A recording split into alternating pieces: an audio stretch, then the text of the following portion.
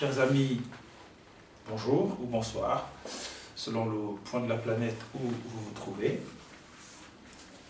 J'aimerais vous lire un texte de l'un des plus grands poètes gabonais, Pierre-Edgar Moundiégoum-Magang, dans son recueil ultime intitulé « Ainsi parlaient les anciens ». La littérature doit avoir un rapport à la vérité et à la vie. La poésie davantage qui chante non seulement la passion, mais également la vie rêvée, qui chante le rêve, qui chante la résistance et la contestation, qui chante le vrai. Car la littérature ne doit pas être un mensongère ou collaborationniste, n'est-ce pas? La littérature est un discours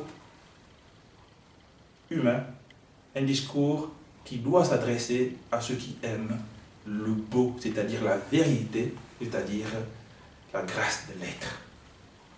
Alors j'aimerais bien vous lire un poème de ce grand artiste, de ce grand sculpteur des mots, Pierre-Edgar Moundiégoum-Magang. Alors le titre de ce poème c'est « Ils ont tout pris ».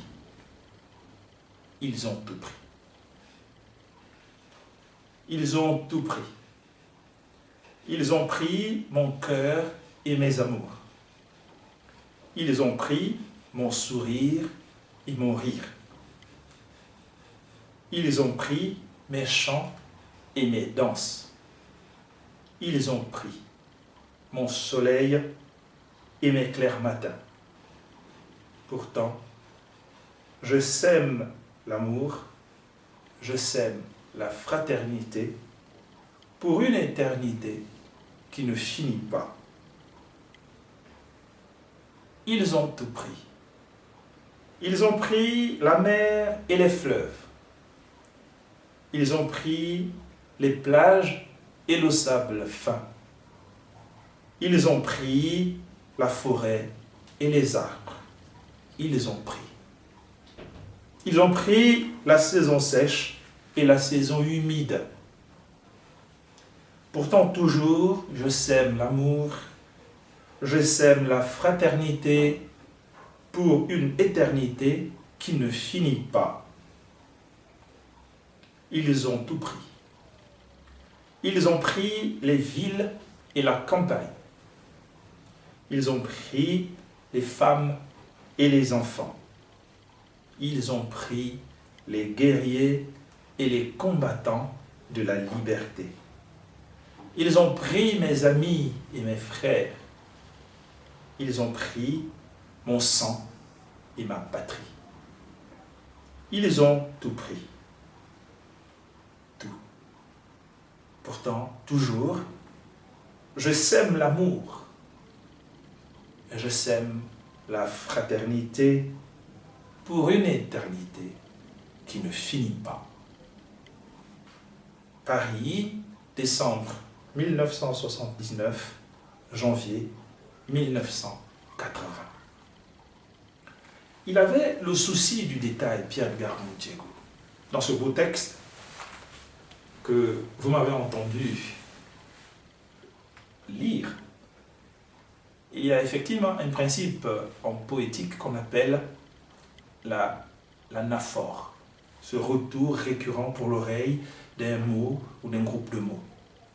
En l'occurrence ici, ils ont tout pris. À vous, au regard ou à l'écoute des éléments que signale le poète, de dire à qui renvoie ce « il », cet « il » nommé, ce pronom personnel pluriel qui renvoie à plusieurs acteurs, à plusieurs oppresseurs, à plusieurs dominateurs, n'est-ce pas, qui viennent comme ça et qui en imposent à ceux qui leur présentent de l'amour, de la fraternité, de la compréhension, n'est-ce pas, à ceux qui leur offrent un verre d'eau, comme dans les bonnes traditions africaines, à ceux qui les reçoivent comme on reçoit un ami, une note de marque. Mais en rétribution, ils ont payé de leur naïveté ou ils ont été payés de leur crédulité. La littérature est un discours de vérité. La littérature en situation de post-colonie est un affrontement contre le mensonge. La littérature, que certains voudraient simplement entendre comme discours de plaisir, comme discours de beau qui ne renvoie à rien, comprend un hors-texte, comprend une allusion, une relation au hors-texte, c'est-à-dire à ce qui surpasse la littérature, à ce qui va au-delà. C'est pour ça d'ailleurs que certains écrivains ont été des militants par la suite, n'est-ce pas, qu'il s'agisse d'Aragon, de Victor Hugo, qu'il s'agisse de Rimbaud dans une certaine mesure, de Lautréamont, que sais-je. Certains ont été députés, comme Sonny Laboutancy, que j'aime beaucoup par ailleurs, et qui a un mot ciselé et tranchant. Il importe que celui qui écrit au Gabon aujourd'hui ait conscience de ce qu'il écrit, au-delà de ce qui est écrit, au-delà de la diégèse ou de l'histoire narrée. Il y a toute une confrontation dans le mot, qui est notre part, disait Roland Barthes, n'est-ce pas, à l'histoire. Quelle est la part de l'écriture à l'histoire? Quelle est la part de l'écriture, n'est-ce pas, au combat qui est le sien, le combat de la sculpture du mot? Au commencement était le verbe, le mot, et le verbe était avec Dieu, n'est-ce pas? D'où l'importance de cela. Et le verbe était Dieu, et comme dirait Nadine Gordimer, dans un grand essai, prix Nobel de littérature sud-africaine, Nadine Gordimer, dans un essai intitulé L'écriture et l'existence, n'est-ce pas? Elle célèbre, dans le contexte d'Afrique du Sud, d'apartheid, n'est-ce pas, la célébration, n'est-ce pas, de l'écriture comme étant instance de contestation, n'est-ce pas, d'appel de la liberté, de la démocratie, de l'ouverture et de la liberté humaine. Eh bien, Pierre-Edgar Moundiégou est ce poète africain qui a, dans les années de plomb, n'est-ce pas, pouvait effectuer son écriture pour la libération de l'homme. Je vous signale au passage un essai qui sortira chez l'Harmattan dans quelques mois, qui va s'intituler « Regard croisé sur l'œuvre poétique de Pierre-Edgar Moundiégou Magan », qui est une contribution d'un ensemble de docteurs gabonais, n'est-ce pas, que j'ai eu l'honneur de diriger dans ce travail, pour pouvoir rendre à ce poète qui a été d'une certaine façon mis à l'écart dans les programmes aux officiels, alors même que son écriture était une écriture forte, une écriture qui a inspiré, n'est-ce pas? Cet essai s'attellera à pouvoir montrer, n'est-ce pas, la pertinence et l'importance de cette écriture qui est celle de Pierre-Edgar Moundiégou. Alors donc, l'écriture est une écriture en relation avec l'existence. Écrire, c'est être conscient qu'on écrit, n'est-ce pas? Et donc, finalement, un discours libre qui s'appuie sur la conscience qu'on en a pour parler à celui qui nous lit. Et donc, établir entre celui qui écrit et celui qui lit une relation de communion pour l'amener à réagir, n'est-ce pas, à ce qui est écrit. Alors, chers amis, la littérature n'est pas un discours d'hypocrisie. La littérature est un discours qui s'engage, n'est-ce pas, à pouvoir lutter contre ce que Baudelaire appelle les miasmes. N'est-ce pas?